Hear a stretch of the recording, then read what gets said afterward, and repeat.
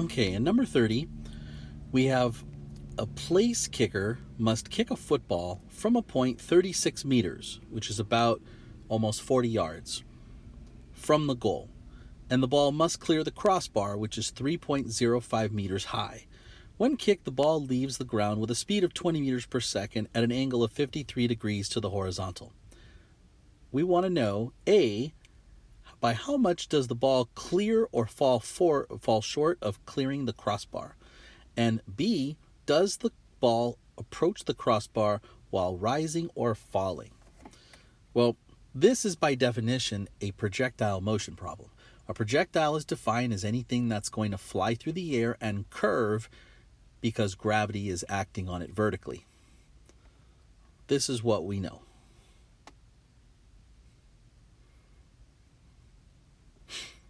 We know that projectiles move with constant velocity in the x direction horizontally and with free fall acceleration due to gravity in the y direction vertically. Thus, we make our two lists. One list for horizontal motion in the x direction and one list of variables for vertical motion in the y direction. And here is more or less our picture of what's going on. And again, I say maybe because we don't really know if the ball's going through. I mean, it could very well be doing this, still rising through the crossbar. It could be doing this, where it goes underneath the crossbar. We just don't know. So I'm putting this trajectory of the ball as a maybe. It might do that. But here's what we know. We know that the crossbar itself is 3.05 meters high. And we know that the ball is 36 meters away from the crossbar. And we know it's being kicked with an initial velocity of 20 meters per second. So that's all we know to kind of start the problem. Well, one of the things we have to do when we do a projectile motion problem is to find your initial velocity in the x and y direction right away. Because you'll notice v naught x, initial velocity in the x direction, and v naught y, initial velocity in the y direction, are found in both sets of lists of variables. So we need to find that right away. Well, to find v naught x is equal to v naught times the cosine of the angle at which the projectile is launched. So this would be 20 times the cosine of 53 degrees, and we get a little over, let me see here, we get a little over 12, it's like 12.01, so we can just round this to 12.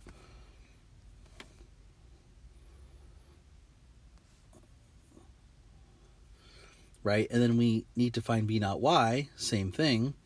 It's going to be v naught times the sine of the angle, in which case it would be 20 times the sine of 53 degrees. And that comes out to be about 15.97, so we could round that one up to about 16 meters per second, roughly. So finding v naught x and v naught y are among the first things we do. Now, when we do that, go ahead and add them to our list, right here and right here.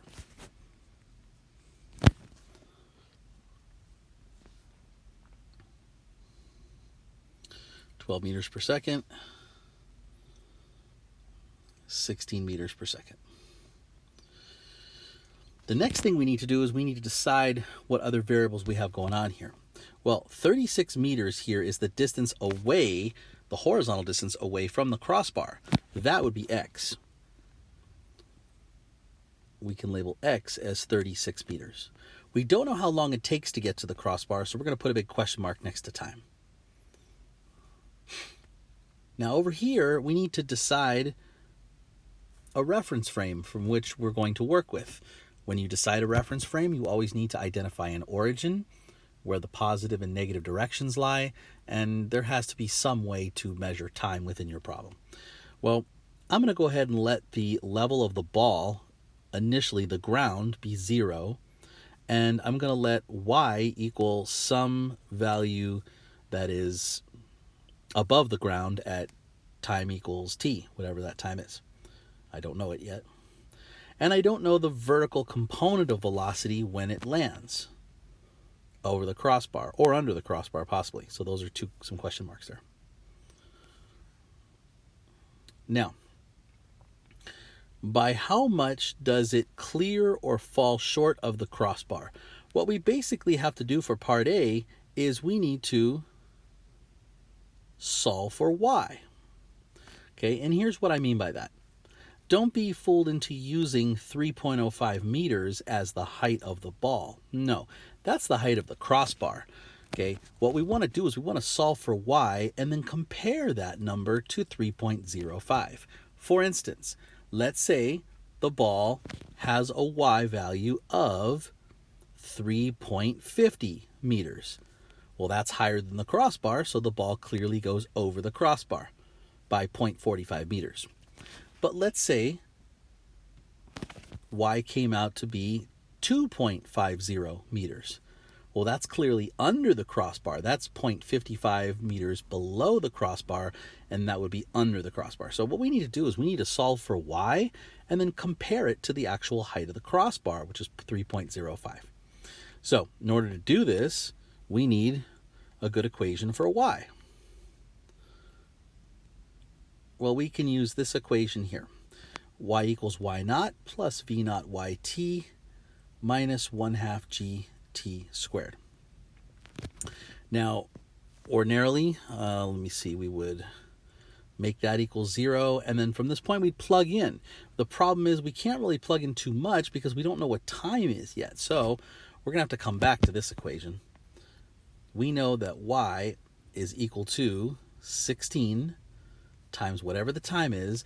Now, a half of g, well, that would be 5 because g is 10, right? So half of 10 is 5 times whatever this time is squared. So we need to figure out the time.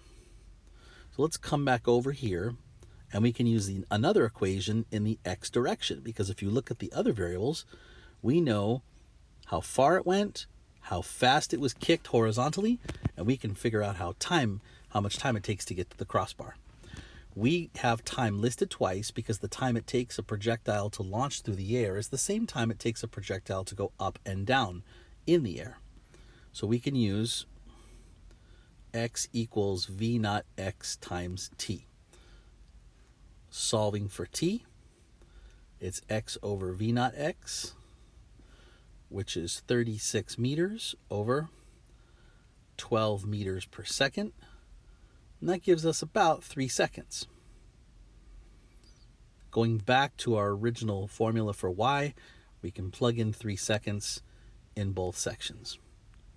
Y would equal 16 times 3 is 48, minus, here we need to go 3 squared is 9, times 5 is 45. And we can see we get a y of 3 meters. Now that's not the answer. The answer is a yes or no question. At 3 seconds, it takes the ball to get to the crossbar. So at 3 seconds, the ball is 3 meters high. This would be, no, it does not cross the crossbar. It is 0.05 meters below the crossbar. In other words, the ball goes under, not over.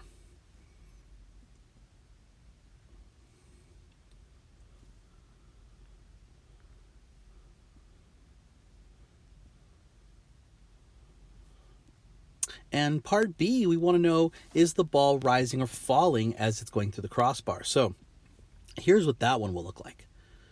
If the ball were rising, then it would have a final velocity going upwards. And if that's true, it would have v in the x direction going forward. That makes sense. But it would have v in the y direction going up.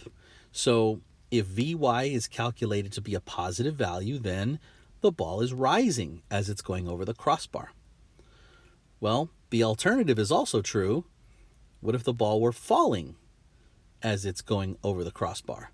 And there's our final velocity. Well, that means we could have vy going down and Vx still going forward. This would mean a negative vertical velocity to be going down instead of up. So we're going to calculate for Vy, and we're going to figure out if it's positive or negative. We can use this equation, Vy equals V naught y minus gt. V naught y is 16 minus g is 10 times 3. That would be 16 minus 30, or negative 14 meters per second. Now that's not the answer, but the negative tells you that the ball has a negative vertical velocity as it reaches the crossbar. So the ball is falling as it goes by the crossbar, as it goes under the crossbar.